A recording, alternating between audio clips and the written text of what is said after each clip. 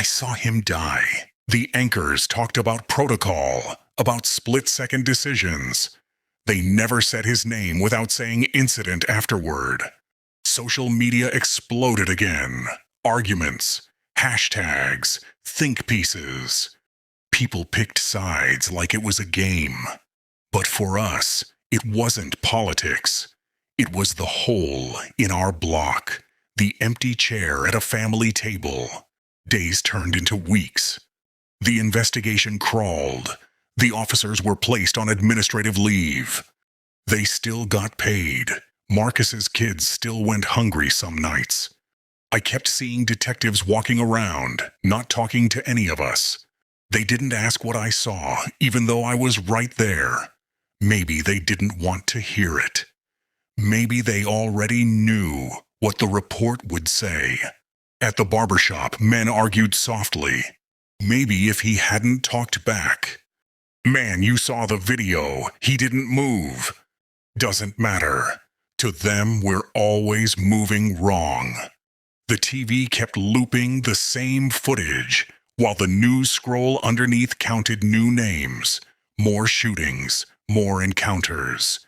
After a while, Marcus wasn't the top story anymore. The murals started to fade under the sun.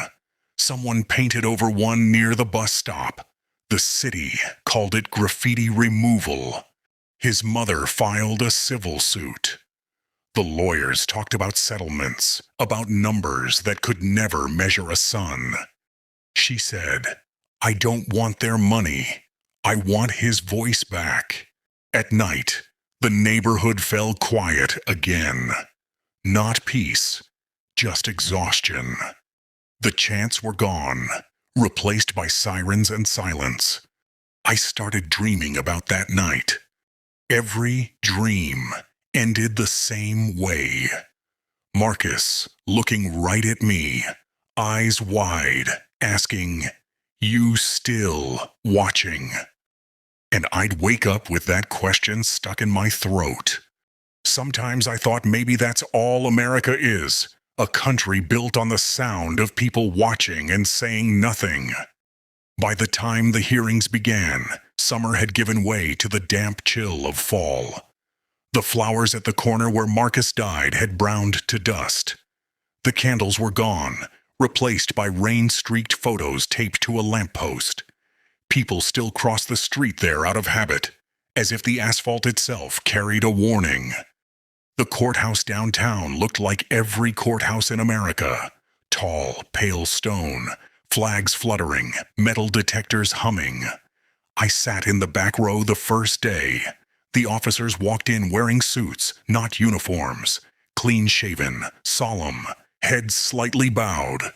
The same hands that had held him down now folded politely on the defense table. The prosecutor spoke first, voice even and careful. He said, "We are not here to demonize law enforcement." Then he talked about procedure, training, perception of threat. Each word seemed to peel Marcus further away from being human. When the defense took over, they played the video frame by frame, narrating every second like it was a documentary about their own fear. At this moment, my client believed he was in danger. Here, you can see the suspect moving his right hand. Suspect not man, not father, not Marcus.